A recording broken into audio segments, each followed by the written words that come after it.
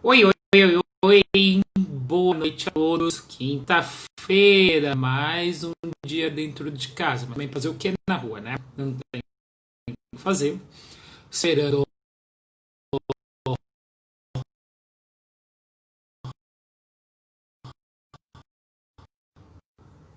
ver o que vai acontecer. Então, bom retiro em Barulho. Boa noite, boa noite, Tânia. Boa noite, Caxias do Sul. Muito frio, André Roberts. Aqui, Bea, tudo bom? Como que tá? Pessoal, hoje nós vamos falar de basquete, lógico, falar de basquete um pouquinho. O jornalista da ESPN tá falando áudio, eu não sei porque tá falando áudio, não é aqui. O jornalista da ESPN, Bulgarelli, ele já vai estar entrando na área. Pessoal, agora melhorou o áudio, porque não é aqui. Dá um feedback aí pra mim, ou então é internet, porque tava bom até agora. Vamos falar sobre. Léo Romucini. É,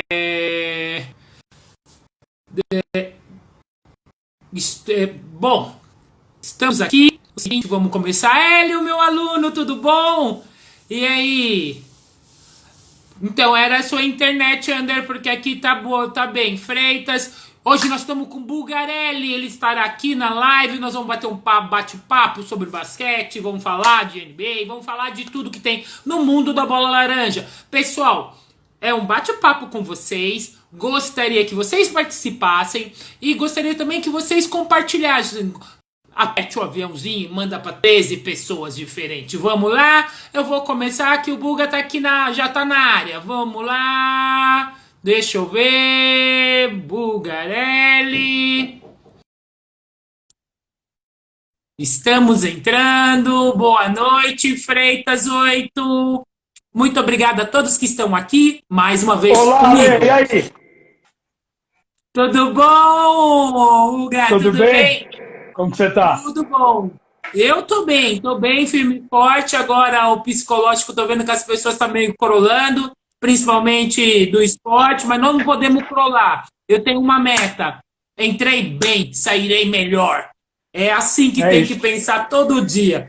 Então, deixa eu mandar um beijão para Regininha. Regininha, ela foi seleção brasileira na década de 60, ela tá na live. Que fofa, Regininha. Ela é a musa do veterano. Regininha, beijão para você. Bulgar, muito obrigada de ter aceitado o convite, de estar aqui. Um dia você me entrevistou, agora eu que estou te entrevistando. Que honra, meu. É muito engraçado isso. Quem diria que ia acontecer isso? Eu também não. E obrigado demais por estar aqui. Júlia Fonseca, as meninas do Recanto estão entrando. Beijão, meninas! É, Agradeço muito, agradeço a sua presença e nosso bate-papo, primeiramente, não é comigo, é com os seguidores que estão aqui, que muita gente está entrando.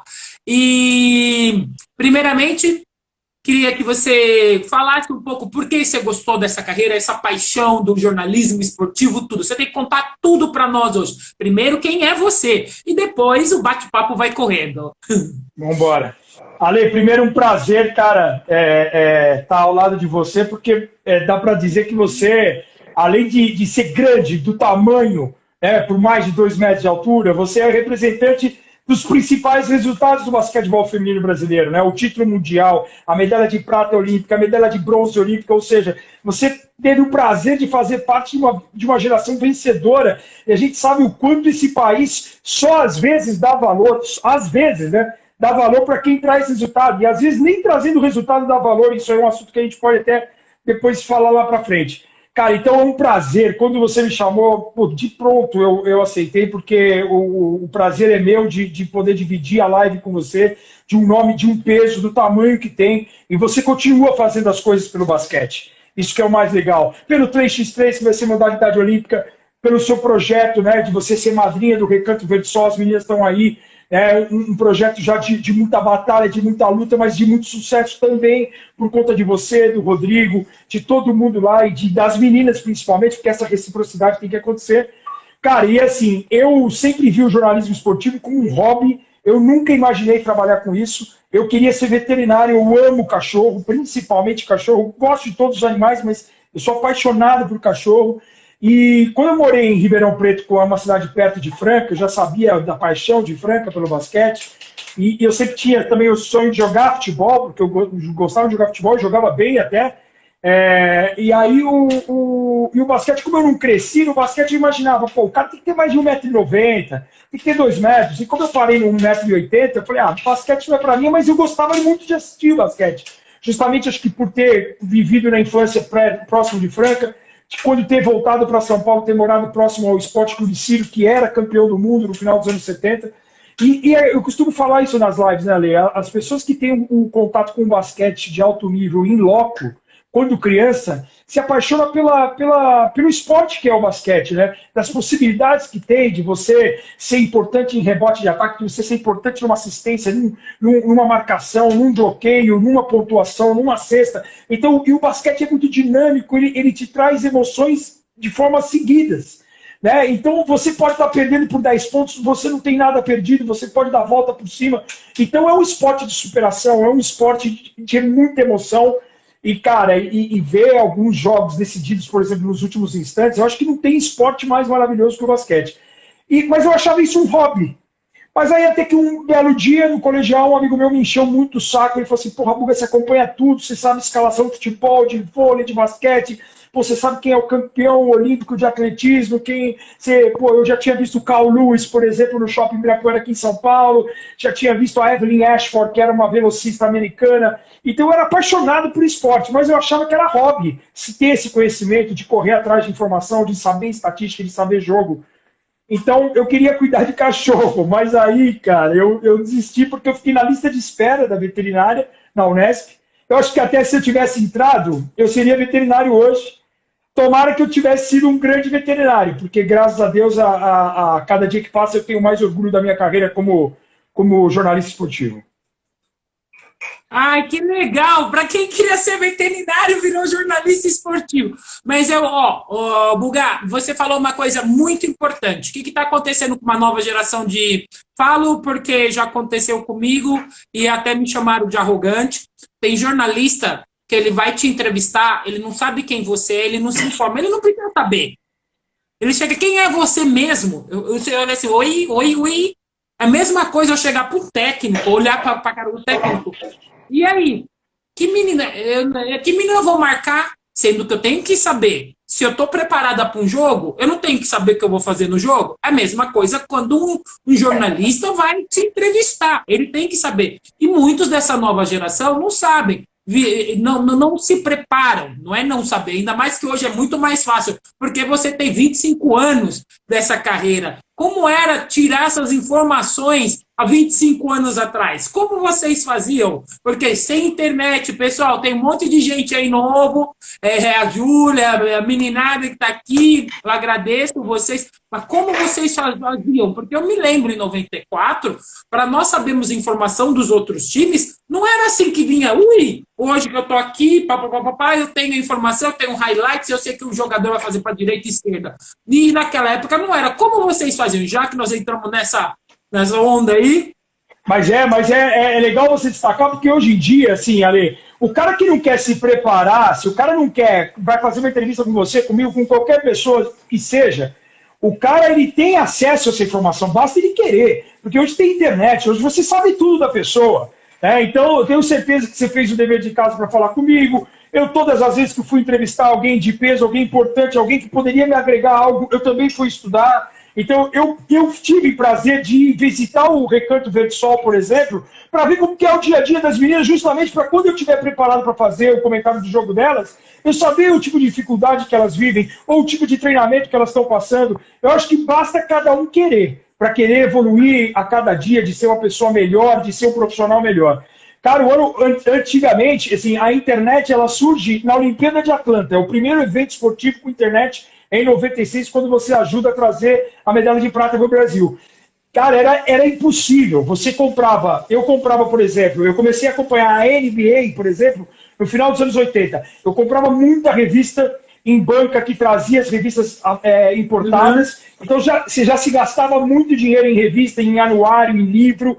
você, quando você ia participar, assim, quando eu, por exemplo, como jornalista em 95, que eu começo como jornalista, se eu, eu lembro de ter feito uma vez um jogo, a volta da Mônica Seles, aquela tenista, que tomou uma A facada, Mônica lembra uma Seles, vez? quem não lembra? Nossa! Então, a Mônica Seles, depois que ela tomou a facada, quando ela voltou a jogar tênis, a Band foi transmitir esse jogo e eu tive que produzir uma matéria para fazer no Abre o Jogo. Então, cara, de você correr atrás, de você ver em enciclopédia, de você ver em revista, de você ver em anuário, de você tentar ligar para a embaixada, para consulado do país, ia ser Mônica Seles contra Steph Graf, e Graf é a alemã. Pô, você ligar para o alemão, para saber pronúncia, para saber como que ela joga, por que ela está jogando esse, aí a carreira, você tem aí um perfil dela, quantas vezes ela já foi campeã de cada um dos grandes slams. Então, quer dizer, era uma... não tinha internet, cara. Você tinha que...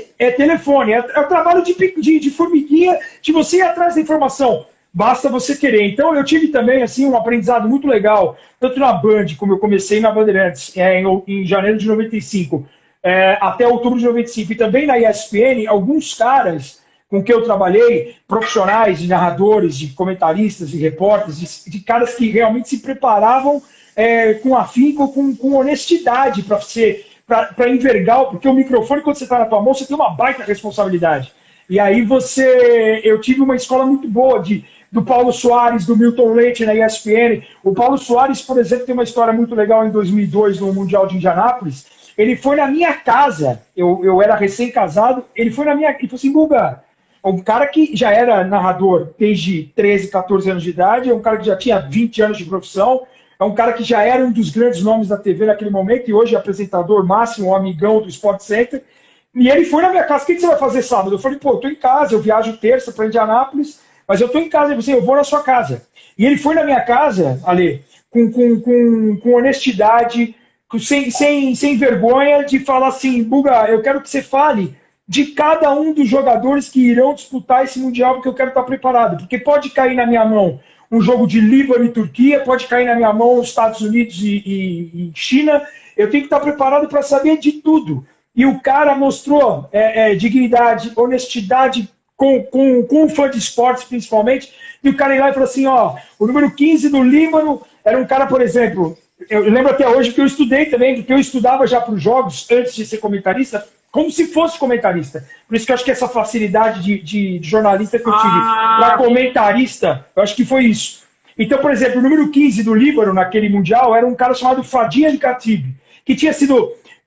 jogou Summer League nos Lakers, era um cara de 1,95m, 96 que chutava de fora, era meio gordinho, você não dava nada para ele, mas ele tinha um arremesso de 40% na bola de 3. Então eu falava pro amigão, o cara corta para a direita, o cara faz isso, faz aquilo, tal. O cara que você, é uma das grandes estrelas do time, é um cara pra gente ficar de olho. Ele vai fazer na casa de 18, 20 pontos por jogo. Então ele foi anotando tudo, cara. Então quer dizer, imagina, um cara com mais de 20 anos de profissão, de ouvir um cara mais jovem, que também está afim de aprender e de passar ensinamento, porque é uma troca, né, Alê? É você recebendo ensinamentos da Marta, por exemplo, no começo, e depois você passando todos os seus ensinamentos para a Damires, para todo mundo que veio na sequência. Então, essa troca que é legal. E basta, assim, jogar com honestidade com todo mundo. Sabe? Fala... procura melhorar a cada dia, e se não sabe, procura aprender, ou procura perguntar para quem conhece. Então, acho que é isso que é o legal da coisa. Mas eu te falo que 25 anos atrás, quando eu comecei, era muito pior do que é hoje. Hoje, você tem Instagram, você segue o seu ídolo, então eu sei que a Lê 13 Basquete é o Instagram da Lê, que é campeã do mundo, eu sei o que você almoça, o que você janta, onde você vai, o que você joga, que tipo de roupa que você gosta. Hoje a gente está muito mais próximo do nosso ídolo, né, Ale? E antigamente a gente não tinha noção. Quando eu vi os primeiros astros, eu falei em Hortência uma vez. Quando eu vi Hortência uma vez, eu tinha acho que 10, 11 anos, eu vi Hortência no shopping. Cara, eu fiquei, maravilhado, porque era difícil você ter esse contato com os seus ídolos. E fora ainda, cara, eu imagino você que jogou WNBA, jogou Europa, que jogou a seleção brasileira tantos anos. Cara, de você, às vezes, de Olimpíada, de cruzar com personalidades de outros esportes numa Vila Olímpica, deve algo que bate forte, um negócio que você vai levar pro resto da sua vida, né? Com certeza. Ó, o Rodrigo Mussini tá aqui. Um beijão, Rodrigo. Ele tá falando assim, pô, um dia antes da final da GNNBA, o Buga me ligou, me mandou uma mensagem para saber as info da minha equipe. Eu dei um berro no carro. Ué, como ele... Nossa, o Buga me mandou mensagem. Mas tá vendo? É isso que é legal. Porque, principalmente, tipo, você fez NBA Junior League, né? E muitas vezes pode ter um jornalista nem saber o que está acontecendo. Foi jogado lá e nem saber. E isso eu acho que até as crianças, crianças e adolescentes adoraram, porque você sabe que você é ídolo deles, né? Agora, com a Junior NBA, né? Você é ídolo deles. Eu costumo tratar, Ale, eu trato qualquer evento que eu for ser convidado para comentar. Eu acho que é assim, eu sei do poder de você segurar o microfone e a responsabilidade. Então é o mínimo que eu posso fazer é ligar para os treinadores, já que não tem um site ou que não são todos os campeonatos que você tem uma fartura de estatística como o NBA, WNBA, que você consegue. Mas era o mínimo que eu podia fazer, era ligar para o Rodrigo, era ligar para o técnico do Band, era ligar para o técnico do masculino, das finais do masculino, do Dutch Alighieri, de todo mundo, de saber, quais são as características principais, como que o seu time joga, quem são os caras. Porque às vezes, por exemplo, tem a Julinha Fonseca, que participou do campeonato de habilidades. A Júlia Fonseca, como que é a característica dela? Às vezes, porque, às vezes o jogo de basquete é muito dinâmico, por mais que tenha numeração fixa. Bom, eu sei que a Lê A13, a Lê de 2 metros, ela é a referência mais fácil de achar ali na quadra. Agora, e a Júlia? Aí se você tem um detalhe, que a Júlia joga de óculos, que a Júlia tem cabelo comprido, que ela joga de coque, que ela joga com uma proteção no cotovelo direito, qualquer informação que você tiver a mais, te facilita na hora de visualizar o jogo. Então, eu lembro de um jogo engraçado nisso, que eu sempre passei isso também de dica para os narradores que estão comigo, porque às vezes o cara fala assim, às vezes a numeração não ajuda, porque você está fazendo o jogo off-tube, né? Você está narrando do estúdio, você está vendo o jogo como você estivesse vendo na sua casa, e às vezes os caras são semelhantes, o 6 é muito fechado, parecia um 8, né? E aí era um jogo do Panathinaikos, um time grego, verde e branco, e o 6 e o 8 os números eram muito iguais. E aí a gente tentava procurar algo diferente. E o 6 era o Michael Bramos, que era um americano, e o 8 era o Jonas Maciulis, que era um lituano. Mas só que os dois, Ale, eles tinham o mesmo tamanho, 1,96 m ou 1,98 m, se eu não me engano. Eles tinham o mesmo cabelo, e eles tinham o número 6 fechado e o 8. Sabe qual foi a diferença? A cor do tênis, meu. Que um jogava de tênis verde e o outro de branco. Então a gente decorou quem é que tá com o tênis verde? É o Bramos. Então quando esse cara pegava na bola com esse cabelinho curtinho, mas dependendo do ângulo que o cara pegava, a gente olhava a cor do tênis. Mas olha que loucura, cara.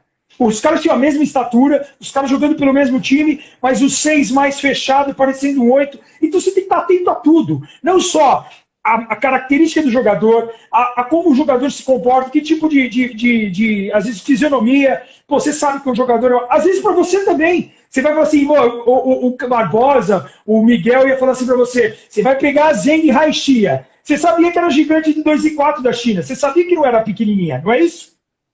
Mas aí entre as laterais você não sabia quem é quem, não. Então tinha tudo igual. Você tinha que achar uma característica. Principalmente aconteceu isso quando eu era juvenil, falo pra você, Buga. Porque, sabe o time eu joguei o Mundial de 93 juvenil. O time da Coreia... Em Seul, né?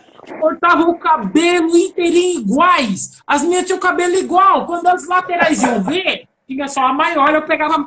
Quando você via, você estava correndo atrás da outra menina, não era aquela. Aí quando você via, a outra estava livre. Tem time que faz até isso. Ou mesmo no leste Europa, as meninas com o mesmo tipo, elas fazem já até o laço igual e o penteado igual. Se uma tá com o rabo de cavalo do lado da cabeça, a maioria vai estar. E quando estão na quadra, acontece isso também até com o jogador. Pessoal, avisando, é um bate-papo com vocês, perguntas, colocações, como o Rodrigo Mussini fez. Vocês podem mandar enviar aqui que eu estou entrevistando o Buga. E, Bugarelli, qual foi o seu primeiro jogo que você narrou NBA? Como foi essa sensação? Cara, foi indescritível. Eu fui convidado pelo pessoal da Sky, que era o Sports Plus. Na terça-feira eu conversei com um amigo. Eu falei, a Sky voltou agora a transmitir jogos em português e tal. Quem que tá comentando lá? Ele falou... Cara, a gente teve um jogo só, por que você está perguntando? Eu falei, eu queria que você fizesse um teste comigo, porque eu acompanho a NBA desde o final dos anos 80, E esse cara não sabia, ele falou, pô, eu vou falar com um chefe lá e conforme for eu te ligo. Isso foi na terça. Na sexta-feira ele me ligou, ele falou assim, o que você vai fazer amanhã? Eu falei, pô, eu vou... Se você tá me ligando é porque eu vou comentar algum jogo. E aí foi, era um Atlanta e Oklahoma, Oklahoma do Kevin Durant, do Russell Westbrook, do James Harden, e, cara, foi uma emoção, assim, muito legal, porque, assim, eu até contei isso numa live recentemente, ali, eu esperei 17 anos para ter essa oportunidade, né? E porque eu em 95 eu fui comentar um jogo em 2012. Eu já acompanhava NBA, já acompanhava basquete, já respirava basquete isso diariamente, mas você, para ter essa oportunidade, meu, às vezes a oportunidade ela não aparece. E ela demorou para aparecer, mas eu nunca desisti, entendeu?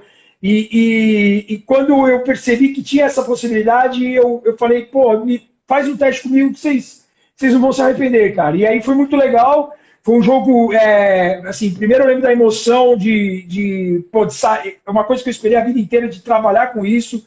Eu lembro de ter saído de casa aquele dia, na sexta-noite, na verdade, quando eu recebi o convite, o cara falou assim, amanhã tem jogo 9 da noite, você vai para Sky e tal, não sei o quê.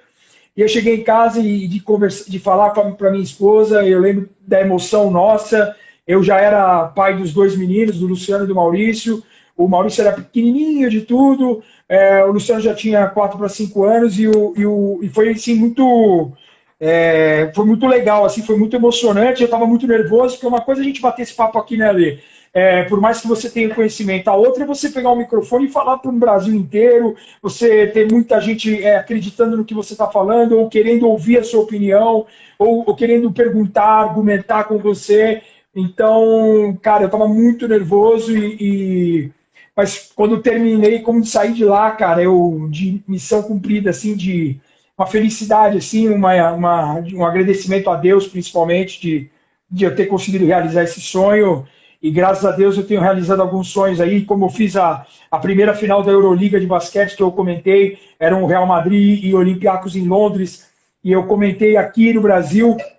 E o meu sonho, porque eu sempre gostei do basquetebol FIBA, eu sou apaixonado por basquete, a NBA é um caso à parte, né? A gente ama o mundo da NBA e da WNBA, mas minha paixão começou com o basquetebol FIBA, com a União Soviética, com Yugoslávia, com o Brasil, com Grécia, com Espanha, com Estados Unidos, com mundiais, com Paula, com Hortência, eu costumo falar isso para elas, eu falei até para Hortência isso no Bola da Vez. As minhas maiores referências no Brasil vêm do feminino, porque eu peguei uma época do masculino começar a perder, né? Só teve o PAN de 87, mas antes dali do bicampeonato mundial, das 3 medalhas de bronze olímpicas, né, ali dos anos 60 aos anos 80, o Brasil teve um bronze em Filipinas, mas não tinha... a gente viu uma supremacia da União Soviética, da Yugoslávia, dos Estados Unidos, o Brasil top 4 do mundo, mas não alcançava. E o feminino não, cara. A Paula e a Hortência eram duas mulheres que, para mim, fazem parte das 5 maiores jogadoras que eu vi jogar. E chamava muito a atenção aqui. E aí eu tenho esse carinho, sempre tive esse carinho pelo basquete feminino. E aí esse jogo de fazer o Real Madrid e Olympiacos, de comentar, justamente por ser uma coisa, uma final de... Você jogou Euroliga feminina, você sabe como que é. Cara, é uma paixão, não, é uma loucura. Eu sou torcedora do Panathinaikos. Eu já assisti um jogo do Panathinaikos em Atenas, no meio daquela torcida verde. Os caras soltam fumógeno dentro do ginásio. Então, é loucura. É loucura, o Panathinaikos no campeonato grego. A Panathinaikos Olympiacos, a cidade é dividida, né? Sim. Verde e vermelho. Não pode ultrapassar a barreira. Olha, Euroliga, eu sou apaixonada por Euroliga. Eu sou amante, tenho masculino, de sentar atrás do banco do Obradovic, já fiz isso. É um prazer, emocionante. Você chegar no ginásio. O Obradovic é um cara que eu teria dificuldade de conhecer. Eu acho que se eu encontrasse com ele, acho que eu ia chorar, meu. Que pra mim é uma das grandes referências. E eu fiz uma final que era Olympiacos e Real Madrid. Pô, e o Real Madrid no primeiro quarto abriu quase 20 pontos e o Olympiacos virou o jogo e ganhou o jogo. Cara, a emoção que eu senti durante aquele jogo, eu não tenho vergonha de chorar, Ale. Eu costumo, até a separação, até ficar longe dos meus filhos, que hoje eu estou separado, eu estou mais distante deles, as meninas sabem disso. Eu costumo chorar de alegria só, cara. Então eu choro pelas realizações, pelos objetivos cumpridos, entendeu? Então eu te confesso que quando terminou a primeira transmissão do Atlanta e Oklahoma em março de 2012, eu chorei de alegria. quando terminou esse Olympiacos e Real Madrid, cara, acabou, quando começa o jogo, quando tem a entrada em quadra, quando tem os hinos, quando tem o hino da Euroliga, eu confesso para você que, pô, eu fui às lágrimas num jogo em que fizeram uma homenagem ao Obradovic. O Obradovic tinha ido para o Fenerbahçe, ser técnico do Fenerbahçe, e foi o retorno dele a Atenas para enfrentar o Panathinaikos quando ele foi técnico do Panathinaikos por muitos anos. Cara, a homenagem que eles fizeram para o Obradovic, cara, é impossível você assistir e não ir às lágrimas, porque é algo, meu, é 10 minutos dos caras aplaudindo o cara de pé e é uma coisa absurda, mostra o que é a paixão de um povo pelo basquete, que é o esporte que a gente ama. Então é muito legal, né, Ale? Tem um projeto, ó, tem uma perguntinha aqui do projeto Cesta de 3, é da Ellen. Fala, é o Otávio que tá falando. Boa noite, dupla. Aqui é o Otávio. Não vi nada mais sobre o pré-olímpico masculino. Os caras são um ano mais velhos. Será que vão aguentar o pique? O que você acha? Você, Buga, primeiro. Assim, eu até conversei isso com o Varejão, com o Alex outro dia. Teve uma live do Cerrado Basquete, até perguntei isso para o Alex. Eu, particularmente, adorei, porque eu acho que o Brasil, por ter ganho da Grécia, podia entrar num esquema de oba-oba e achar que pode ganhar de qualquer um e tem que ter o pé no lugar. Você ganha da Grécia, mas toma de 20 pontos da República Tcheca. Então, acho que a gente, o basquete masculino nos últimos tempos se acostumou a ganhar jogos importantes, mas no mesmo campeonato perder. Foi assim em 2014, no Mundial da Espanha. Ganhou da Sérvia, ganhou da França na primeira rodada, na primeira fase, e depois nos mata-matas acaba negando fogo. E a Sérvia, por exemplo, foi vice-campeã do mundo, a França foi prata, foi bronze. Então, assim, o Alex falou que também achou ótimo. Eu tenho certeza que o Alex vai se cuidar. Eu acho que é mais um ano para o Petrovic poder visualizar esses jovens jogadores, poder dar experiência para alguns amistosos. Tomara que tenhamos amistosos, que tenhamos mais intercâmbio com o exterior, coisa que acho que faltou na gestão anterior do Manhã, até porque o Manhã estava um pouco mais distante. Eu acho que se tiver esse intercâmbio, tiver mais oportunidades de você treinar, de você botar esses jovens talentos que estão surgindo em prova de fogo, e você ter Alex, Marquinhos, eu acho que tem que ter essa base ainda, não dá para descartar, mas sabendo que a dificuldade é muito grande, porque pô, a Croácia vai jogar em casa e vai jogar com os jogadores da NBA agora. A Rússia, que foi para o último Mundial, foi sem os dois principais jogadores, principalmente o Alexei Shved, que é um chutador de bola nato, que é um monstro. Shved, que é um cara de 25 pontos por partida. E tem a Alemanha também. O Brasil está assim, numa chave na Croácia, mas o Brasil está na chave Croácia e Nigéria, e do outro lado tem Rússia e Alemanha, que são adversários perigosos. A Alemanha tem 4, 5 caras na NBA. Tem Dennis Schneider, tem Daniel Tais. Tem muita coisa que pode atrapalhar. Eu vejo assim, vamos dar tempo ao tempo, mas eu não fiquei triste, não. Eu estava com medo do time subir num salto alto, achar que era favas contadas. Agora, uma coisa eu te falo, Ale, até para concluir.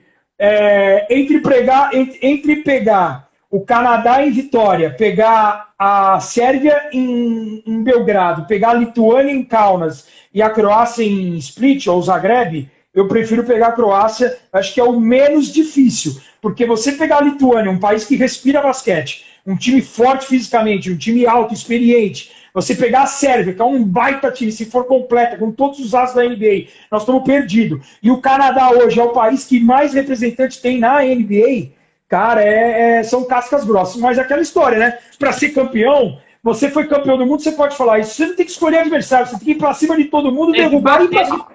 Exato. O que você acha, Ale? Então, mas isso, a sua análise foi muito boa. Dentre as 4 sedes, a melhor é a Croácia. Primeiro também, porque o basquete deles é parecido com o nosso, independente dos outros 2 times do leste Europa. Porque ir na Lituânia não é fácil, não. Eu já fui de Euroliga, não é fácil, não. Você pode ter o melhor time que leva cacete lá. Eu assisti o Pré-Olímpico de 2016, quando eles tinham que classificar, a Sérvia tinha que classificar. Eu assisti ao vivo um jogo, eu estava em Belgrado. Não é fácil, foi contra Porto Rico. Porto Rico foi demolido. E Porto Rico é com time bom, não estava? Estava com time bom, até bonzinho. Tinha Bareia, tinha um outro que eu esqueci da NBA, mas fizeram 40 pontos, Buga. Porto Rico não faz 40 pontos contra ninguém. Eles fizeram naquele jogo 40 pontos. Foi pior, parecia handball.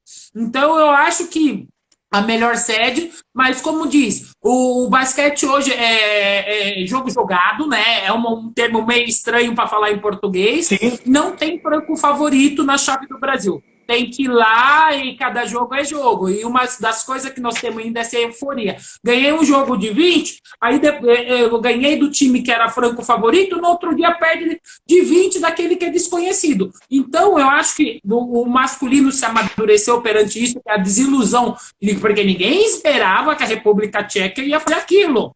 Daquela maneira, né? Porque perder pode perder, né, Ale?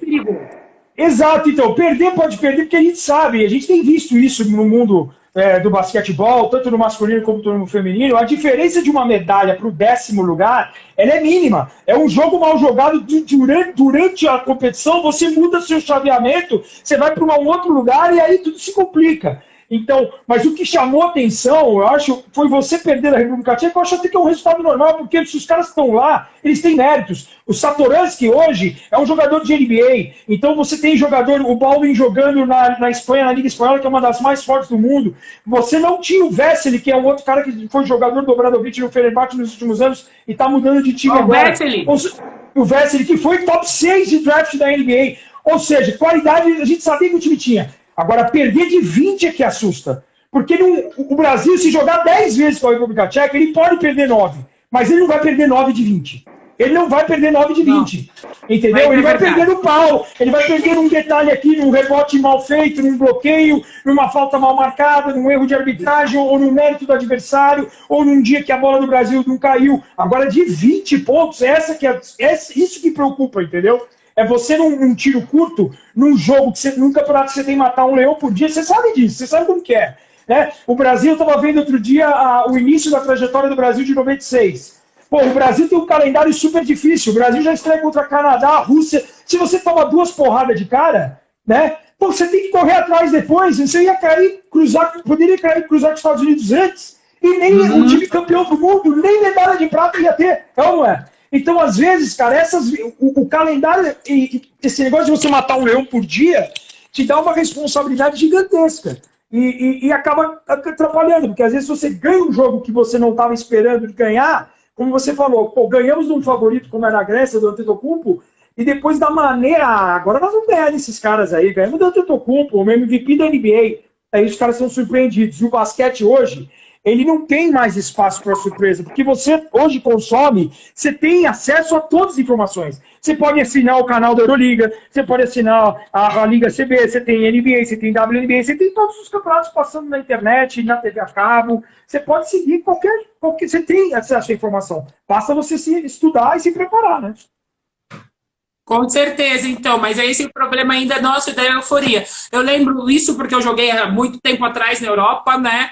Eu lembro que no começo, meus técnicos, o meu primeiro ano de Euroliga, eu fui vice-campeã da Euroliga. Você podia perder, mas não perder de 10, acima de 10. É isso que nós ainda não temos esse discernimento, até em questão do campeonato mesmo interno, independente da categoria. Você pode perder, você pode jogar mal, mas você pode o jogo ser feio, mas você aprender a ter armas para tentar combater aquele jogo feio, mas mesmo, ou você vai ganhar no final por causa dos detalhes, mas não perder também de um placar tão largo, que é isso que nós temos um dia, uma euforia no outro dia, é bem da nossa característica mesmo, do nosso profile brasileiro, e não pode acontecer isso mais mundialmente, principalmente mundialmente. Por que nós temos o campeonato assim? Não é só no masculino, até no feminino. Porque no masculino até o nível subiu bastante da Latinoamérica. No feminino, não. Aí eu vou lá, num dia eu durmo, hoje eu posso ganhar de 20. Aí quando você chega num pré-olímpico no Mundial, numa competição já mais de alto nível, que você tem que matar um leão por dia, não tem perna, porque você dá aquele stand-by, porque até é questão psicológica, o stand-by, entendeu? Tanto que os técnicos na Europa falam, treino é 1h10, mas é 1h10 que nem cavalo, você corre que nem cavalo, não tem nem água, se bobear, mas é por causa disso, o psicológico, você está treinando até o psicológico. A Rosana Toraça aqui, diabo, falou assim, Buga, você é demais. Você tocou no assunto também, Ale, que é importante, até você que tem essa força e essa carisma, você tem voz ativa, as pessoas param para ouvir quando você fala. O que me preocupa muito, por exemplo, que eu tenho visto principalmente a base masculina, porque a feminina, infelizmente, está praticamente abandonada, são pouquíssimos os clubes femininos, mas o masculino, é o que você falou, os caras eles não se preocupam, eles se preocupam em apenas ganhar os jogos, né? Eles não se preocupam em desenvolver os atletas, em preparar os caras. Você sabe que muitas vezes você aprende muito mais na derrota do que na vitória. Então hoje os times são montados para ganhar conquistas. O time é o campeão sub-14, mas e aí, você desenvolveu os jogadores? Ele evoluiu alguma coisa de um ano para o outro? Ou você apenas é campeão da categoria? Eu não quero que o time... Então, a gente tem que parar, o Brasil, na verdade, em todos os esportes, em todos os setores, a gente tem que parar com essa história de que o vencedor é bom e que quem perde não é bom. Você pode desenvolver a longo prazo, senão você vai matar os seus esportes. Porque, pô, se você parar de ganhar, porque assim é muito fácil, né, Ale? É um time vencedor pro campeonato, tem 20 participantes, 19 vão ser derrotados.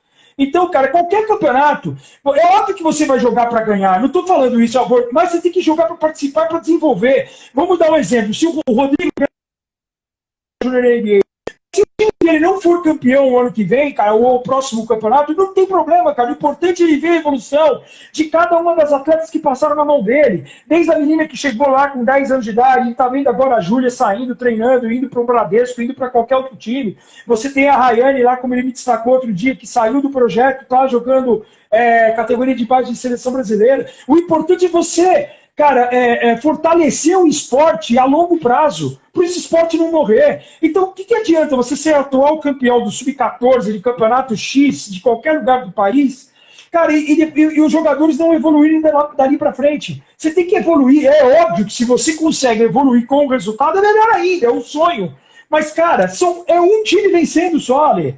Contra 15 que vão participar, que não vão ganhar. Então, cara, a gente tem que parar com isso de querer ganhar a qualquer custo, eu quero montar super times para ganhar. Não, você tem que desenvolver. Então, o legal do Rodrigo, é o Rodrigo que durante a Junior NBA tinha quarto lá que ele jogava com as menorzinhas, com as baixinhas, e tentar. Lógico que na hora do vamos ver como tá liberado, vai jogar com um quinteto mais forte. Você vai jogar com a Cíntia, você vai jogar com a Gabi, você vai botar a Mari, você vai botar a Gi, você vai botar a Tatá, você vai botar todo mundo que você tem de melhor, é óbvio, é um momento importante do jogo. Mas, cara, sempre tentando valorizar, destacar, porque vai estourar a idade, você vai ficar órfão. Aí você vai ficar com o quê? Um buraco de 3 anos para montar uma outra equipe? Então você vai valorizando, você vai deixando todo mundo com vontade de fazer parte daquilo, de ver que está tendo oportunidade de jogar. Eu acho que esse é o detalhe, Ale, que está faltando para os técnicos aqui no Brasil, principalmente na base, de falar o cara vai jogar num esquema desse jeito aqui para ganhar o jogo. Eu vou jogar de 5 abertos para ganhar o jogo, para ser campeão. A que custo? A que preço? E não desenvolver mais ninguém? Ou como pega um cara, às vezes, ali, o moleque tem 13 anos, tem 1,90 m, vamos botar o cara de pivô. Aí o cara não cresce mais, ele nunca jogou de ala, de armador, ele tá morto, porque de pivô 1,90 m ele tá baixo. Então, quer dizer, esse negócio de o cara cresceu, é grande, vamos botar o cara perto da cesta. E não prepara o cara da maneira correta, cara. Então, é complicado, cara. Tomara que eu, da minha maneira, você da sua, que a gente possa conscientizar todo mundo de uma maneira em que a gente não se perca, que a gente possa valorizar o esporte para o futuro, né? Porque eu confesso que eu estou bem preocupado, tanto com a seleção masculina, que tem agora esse último ciclo aqui, com grande... Não dá para você abrir mão dos caras que fizeram um excepcional mundial. O Alex foi o grande nome do Brasil com quase 40 anos, o Marquinhos foi muito bem, o Varejão foi muito bem. Se você pensar, os principais jogadores foram os mais veteranos, os mais experientes, os mais que tiveram mais experiência internacional em confrontos. Eu acho que isso está faltando também para a seleção masculina e feminina. Ter mais jogos, ter mais intercâmbio. Antigamente vocês iam ter, tinha direto vinha no Ibirapuera jogar as grandes seleções, ter esse confronto, que você saber em que nível que você tá. Hoje não tem mais, cara. Hoje você conhece os caras via internet, via vídeo. O Bojan Bogdanovic da Croácia, ele jogou no Indiana, jogou no Brooklyn, ele joga no Utah Jazz, mata 38% na bola de 3. Vamos defender o cara no perímetro, aí o cara mete 31 pontos no Brasil, na Olimpíada do Rio de Janeiro, e ferra o Brasil no masculino. Cara, é absurdo, né, cara? Não dá pra você ser pego mais de surpresa, né? Ô, Buga, deixa eu falar. Olha, sinceramente, parabéns dessa sua colocação aqui, né? Porque uma coisa é você estar como técnico do atleta e falar sobre isso, né? Que outro dia eu estava conversando até com uns técnicos num lugar, até por questão de ética e respeito, não vou falar. Que adianta ser? O que é vencer? Porque eu fiquei com esses negócios na cabeça. O que é vencer? Para mim, vencer não é ser ter como treinadora ou como jogadora, porque eu vou falar para você, né, meu, confesso até, tem um monte de menina que eu já falei sobre isso, eu nunca ganhei nada em categoria menor. Nunca, nunca ganhei nada. Eu não tenho um troféu girafinha, que tinha aquele troféu girafinha.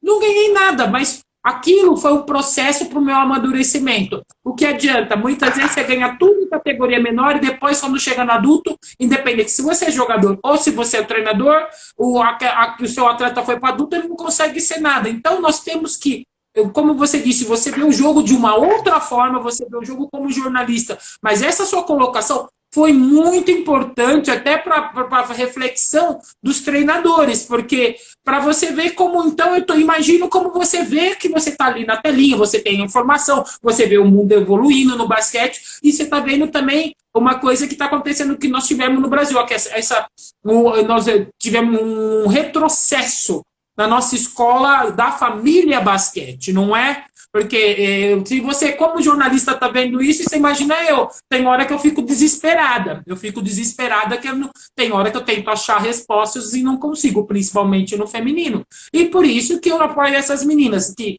todo dia nós temos que tirar um pouquinho de nós e ser perseverantes, principalmente nesse momento. A Rosana Coraça disse aqui, Buga, você passa muita emoção quando você narra os jogos, e que é muito emocionante, sempre ela gosta muito de assistir os jogos quando você está narrando. O Lê Obrigado. Tavares, nosso amigo do Estela Mares aqui, fala, Lê, meu amigão, ele falou que você falou isso para as meninas, que não é importante ganhar, é importante participar, ainda mais campeonato escolar, né? E aprender. O Luiz Martinon, do Instituto Superação, está aqui. Um monte de gente. Eu fico feliz que essa nova geração aí está querendo escutar, querendo aprender. E, Buga, e o que você acha? Pessoal, perguntas vocês que tem que fazer. Você falou tanto, está dando tanta colocação que nem pergunta tem, Buga. Que você acha do esporte brasileiro pós-pandemia? Não falo futebol. Futebol voltou, eles têm uma outra realidade do que a nossa. Que nem a CBB já, como órgão máximo do basquete, ela cancelou os brasileiros. Com certeza, tem que cancelar. Não estou criticando, pessoal, já deixo bem frisado sobre isso, porque hoje nós temos que pensar em vidas. Um monte de campeonatos, não só do basquete, a NBB também, a LBF foi suspenso, só a Federação Paulista que ainda não deu uma nota de suspensão. E eu pergunto para você, o que você acha, como que vai ser essa volta, o que você está sentindo, porque você tem uma outra ótica, nós estamos dentro, treinando em casa, quem é treinador, quem é jogador, o que você acha? Cara, eu acho que estou com você nessa. A CBB ela agiu da maneira correta. Hoje o mais importante é você preservar, ainda mais a situação que nós estamos, passando de 75 mil mortes, os casos aumentando, principalmente nos grandes centros. Eu acho que seria uma temeridade você confirmar um campeonato. Acho que foi uma temeridade o NBB já se adiantar e colocar uma data. Eu acho que é muito prematuro, a gente não dá para saber o que vai acontecer. Você pode imaginar que você pode falar que o novo campeonato vai voltar esse ano, mas você não pode precisar uma data. A gente não sabe, ainda mais o Brasil, né, Ale? Que é um país continente. Você tem a Unifacisa de Campina Grande, você tem o basquete cearense, você tem time em Minas, em Brasília, Rio de Janeiro, você tem no interior de São Paulo, o deslocamento não é tão fácil, ainda mais, não adianta a pandemia estar controlada num estado se não está no outro. Você tem viagem, você tem muita gente envolvida. A que preço que a gente vai fazer isso? Então, eu acho que nesse momento a gente tem que... Eu achava assim, o momento, já que aconteceu uma pandemia, aconteceu algo diferente, que ninguém imaginava que fosse acontecer, eu acho que todas as federações, elas poderiam, não somente do basquete, aproveitar essa pausa para se reorganizar e ver o que está acontecendo, o que aconteceu, onde que nós erramos para não aproveitarmos tanto nesse último ciclo olímpico, principalmente sendo 7 de uma Olimpíada, o que faltou para o Brasil ter mais medalhas no judô, na ginástica, na natação, no atletismo, e a gente limpar a casa. Então essa pausa foi uma pausa que foi dada para você acertar a casa, de você limpar a sua situação, de você nem que tenha que começar do zero, Ale, mas tinha que ser feito algo sério. Assim, gente, vamos, já que hoje, agora, a CBV, ela teve uma mudança, né, de comando já há algum tempo, então já estava tendo uma mudança, um pensamento diferente, mas por que não aproveitar essa pausa e ter uma conversa definitiva entre NBB e CBB, de todo mundo tentar remar para o mesmo lado? Porque a LBF não ser agregada e o basquete voltar grande, voltar forte de uma vez só. Né? Não ter que ficar alas separadas em relação ao basquete, por exemplo. E a gente poder organizar o nosso esporte amador em todas as áreas. Então, quer dizer, no meio de uma pandemia, serve para você ficar preocupado que eles não estão aproveitando esse momento para isso. Serve para você ficar preocupado. Será que o Pinheiros, que é um mega clube, vai continuar investindo pesado, como ficou na dúvida de investir pesado? Será que o Minas Tênis não está pensando a mesma coisa, de abrir mão e de apostar no esporte amador? Será que o Flamengo, agora que voltou a ter muito sucesso no futebol, não vai esquecer os esportes amadores? Porque a gente sabe que quando um time não está ganhando num setor, acaba se destacando no outro. E aí o Flamengo viveu um momento ali não de conquistas no futebol a nível em campeonatos nacionais, Copa do Brasil, Libertadores e coisa e tal, e agora está voltando a vencer bastante. Será que eles não vão esquecer um pouquinho? O basquete não está consolidado, porque o basquete também está ganhando. Porque daí entra aquela história, né? Se você ganhando, às vezes tem dificuldade de manter um projeto, imagina perdendo. Né? Por isso que também fica essa dúvida do cara, pô, se eu só participar, Buga, se eu só perder, pô, os caras vão tirar o investimento. Mas não é garantia também que se você vencer, você vai continuar. O Caxias foi o 5º colocado no NBB e acabou. O Joinville é uma cidade que respira basquete, tinha 2 times de basquete de Joinville e hoje não faz parte do NBB. Entendeu? Então, essa dificuldade que a gente precisa, esse momento que teve realmente uma pausa por completo, eu acho que poderia ter sido aproveitado de uma maneira melhor em todos os esportes amadores, principalmente. E o futebol, como você falou, o futebol vai ser sempre o carro-chefe, vai ser sempre o primeiro a sair, a tirar a cabeça da lama, e vai ser sempre a atenção do país, porque é o país do futebol, infelizmente. Mas eu gostaria muito que fossem resolvidos os problemas de política na natação, no handebol, no atletismo, que tem tantas coisas erradas que aconteceram de 2016 para cá e que estourou, e a gente não soube aproveitar um ciclo olímpico na nossa casa, né, Ale? Porque não. Você jogou o Mundial no Ibirapuera, né? Você jogou o Mundial, você jogou 5 mundiais, né? Você jogou o Mundial aqui no Brasil, não jogou? Joguei o Mundial no Brasil, 2006. Então, 2006. Não tem coisa melhor do que você representar seu país na sua casa. Cara, não é? É demais. Então, e a gente não soube aproveitar isso, cara. Sim, mas um campeonato mundial ou Jogos Olímpicos na sua casa, isso é para poucos, cara. Isso é para poucos. E a gente não soube aproveitar da maneira que deveria ter aproveitado, na minha opinião. Em todos os aspectos, porque o Rio de Janeiro está jogado. A Margarete... Nossa amiga Margarete, que jogou comigo, é professora também, é do Santa Cruz. Ela perguntou assim: você acha que tem previsão de ter jogos escolares esse ano? Eu acho que não vai ter nem aula, vou falar a verdade, porque tá uma guerra. Ainda na Itália. Não, vou falar uma coisa, pessoal. Na Itália ainda tá sem protocolo, viu? E parece que vão pegar os ginásios que faziam mini basquete, que faziam a categoria de base. Os times, para fazer a massificação, sabe para quê? Para fazer sala de aula, porque fica mais amplo. Então, essa é nova, é verdade, viu?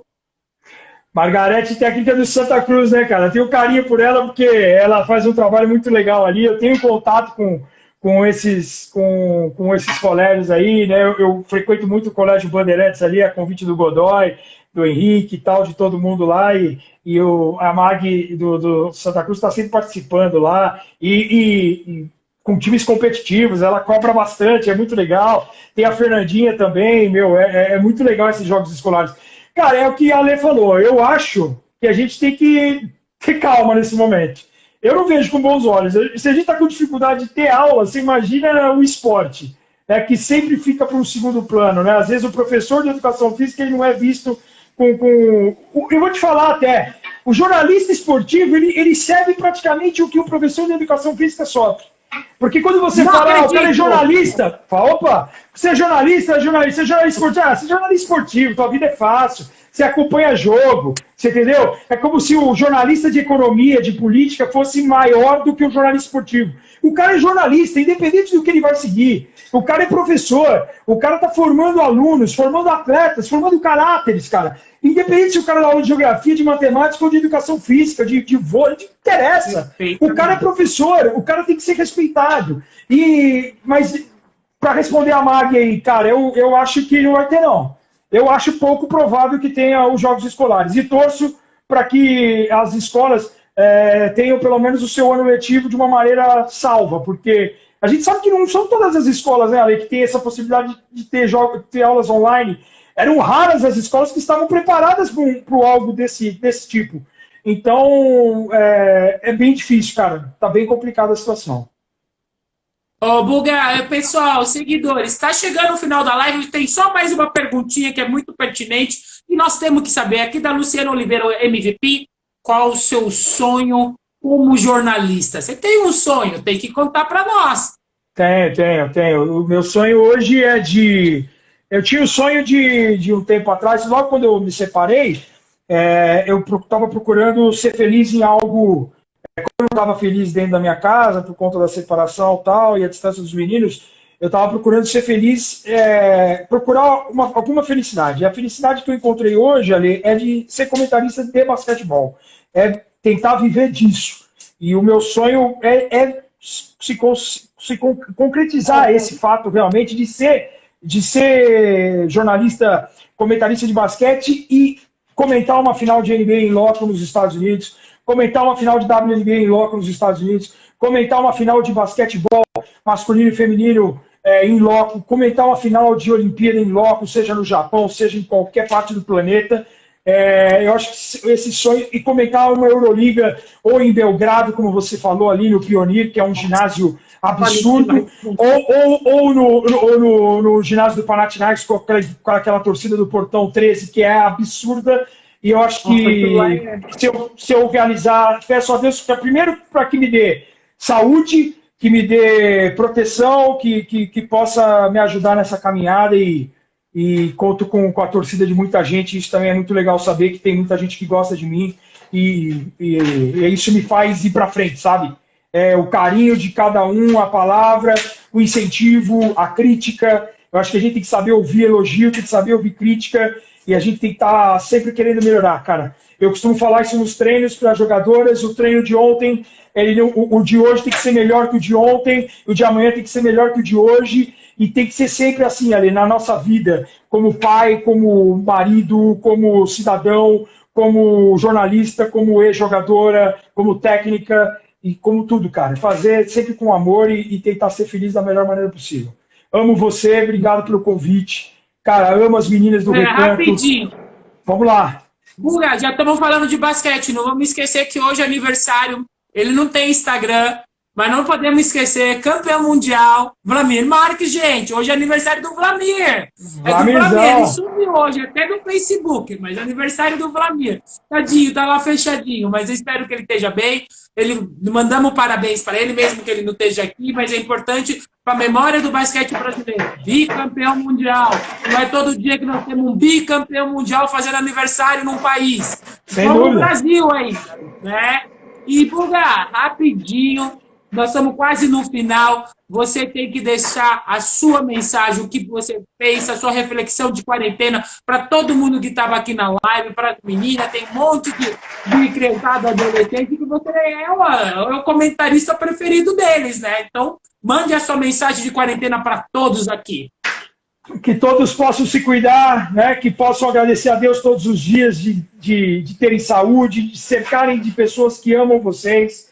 O mais importante de procurar fazer a cada dia, a cada momento, tudo que vocês gostam. Se cuidem, cuidem dos seus próximos. Se você ama alguém, abre o seu coração, fale todos os dias que você ama essa pessoa, porque depois elas podem ir embora a qualquer momento e você vai ficar com esse sentimento de saudade. Reze pelos seus próximos. Por exemplo, a minha mãe está na UTI todo mundo sabe a luta que está desde há 6 anos, mas a gente está aqui firme e forte, sempre orando, sempre torcendo para a dona Ancila para que ela volte cada vez melhor. Torço para que todos se mantenham saudáveis, com a consciência boa, ficando em casa, fazendo basquete, fazendo as principais realizações, tanto treinamento, se der para treinar em casa, treine em casa, tenha que estudar, faça todas as suas obrigações. E encontre, obviamente, um momento para o lazer. Dá para encontrar um momento de lazer? Dá. Mas primeiro, sempre as obrigações. Sejam felizes, acima de tudo, e não percam a fé em nada, nunca. Beijo grande, Ale. Fica com Deus. Amo você. Parabéns pela tua carreira. Parabéns pela pessoa que você é, pela transparência, pela alegria com que você contagia as pessoas que estão ao seu lado. É sempre um prazer estar ao seu lado, cara, porque você passa isso pra gente e isso é muito legal. Beijo grande, meu. Muito obrigada, Buga. Obrigadão a todos os seguidores. Mulheres na Sexta estava aqui, teve muita gente que não deu para dar alô, mas obrigadão mesmo. Se vocês gostarem, comente, compartilhem com os amigos.